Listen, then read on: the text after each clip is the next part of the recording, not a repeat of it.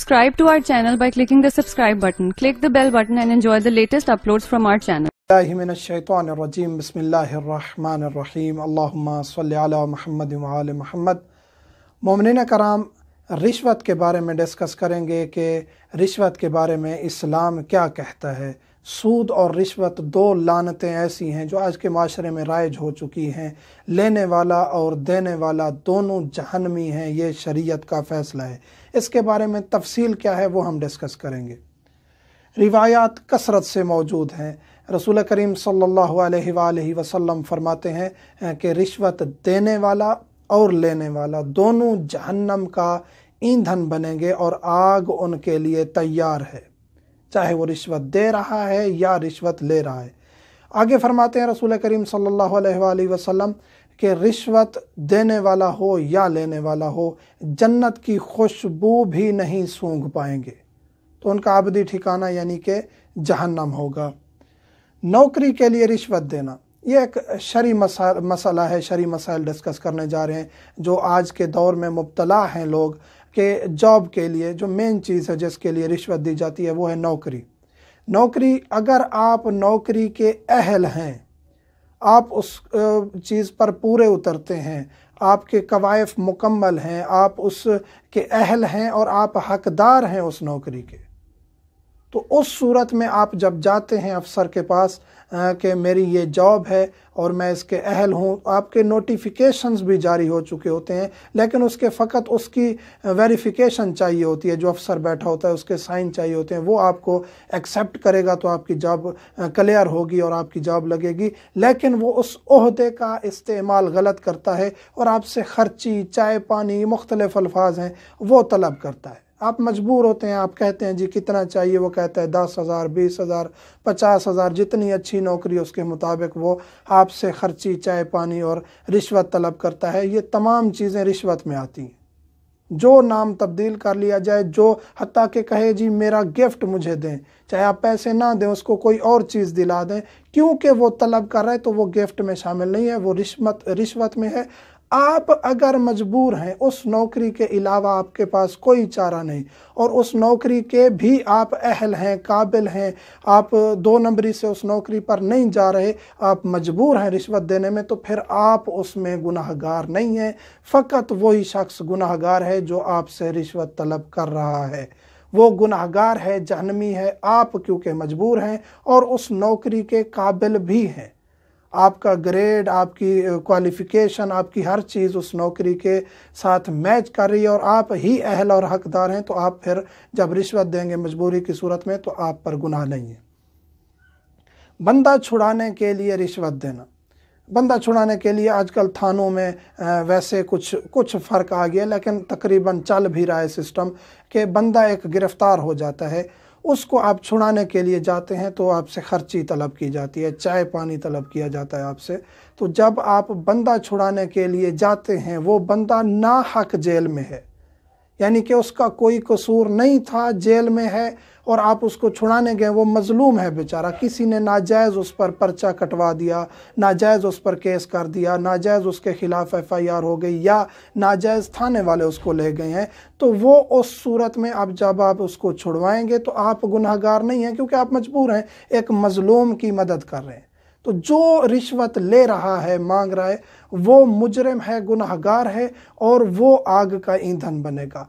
दूसरी सूरत, एक शख्स जिस पर दुरुस्त FIR कटी है, वो काबिल है इसके कि उसको सज़ा दी जाए, मुजरिम है, चोरी की, दीगर जो कवानीन हैं मुल्क के, शरीयत के उसने पामाल किए, वो जेल में चला गया। अब आप जाके किसी को रिश्वत देते हैं, चाहे पुलिस अफसर को, किसी सियासी लीडर को, जज को, किसी को भी, उससे केस वो ख़त्म करवाना चाहते हैं, तो आपका रिश्वत देना और उसका रिश्वत लेना दोनों जुर्म हैं, गुनाह कबीरा हैं और इसकी बहुत ज़्यादा मजम्मत की गई है शरीयत में।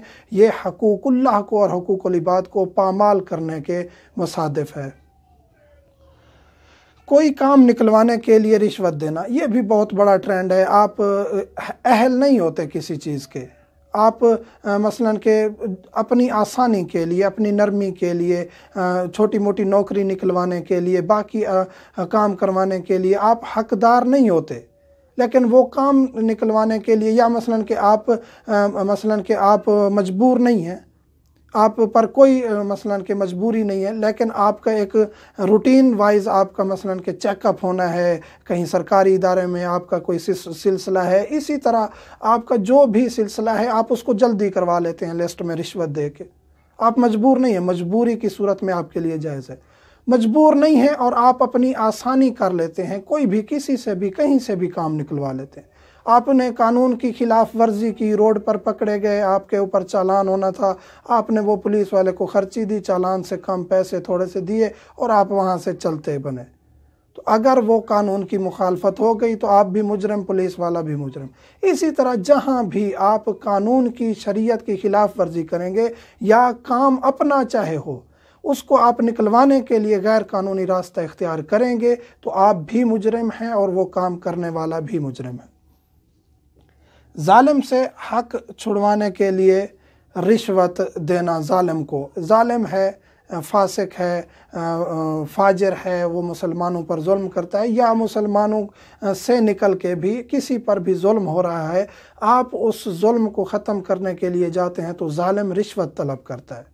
جس طرح کہ جیسے ایک جیل میں کوئی گرفتار ہو گیا مظلوم ہے، یا اسی طرح کسی وڈیرے کے پاس، کسی ایسے شخص کے پاس جاتے ہیں جو ظلم کر رہا ہے اور اس پر اس کو اختیار ہے، وہ اس دنیا میں خود کو نعوذ باللہ من ذالک خدا سمجھتا ہے، صاحب اختیار سمجھتا ہے، اس کو اپنی آخرت کا نہیں پتہ کہ 2 گز کی قبر میں جانا ہے جہاں کیڑے مکوڑے اس کا انتظار کر رہے ہیں، تو وہ کسی کا لحاظ نہیں رکھتا اور اپنے نیچے عوام کو کچل کے رکھتا ہے، ان کی زمینیں مار لیتا ہے، ان کی چیزیں مار لیتا ہے، اور ایک شخص آتا ہے اور ان سے ان کا حق چھڑوانا چاہتا ہے تو وہ ظالم رشوت طلب کرتا ہے۔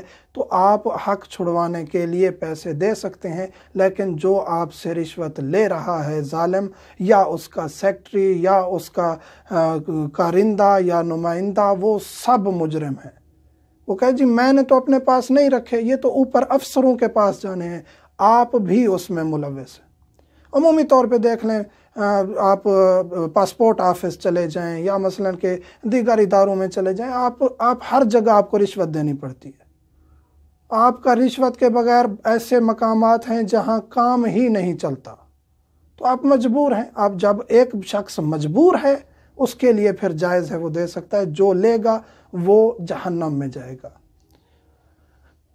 ٹپ لینا، مانگنا جائز نہیں ہے۔ ایک شخص کہتا ہے جی ہمیں تو ٹپ ملتی ہے، ٹپ اگر خود بخود ملے تو وہ آپ کے لیے جائز ہے۔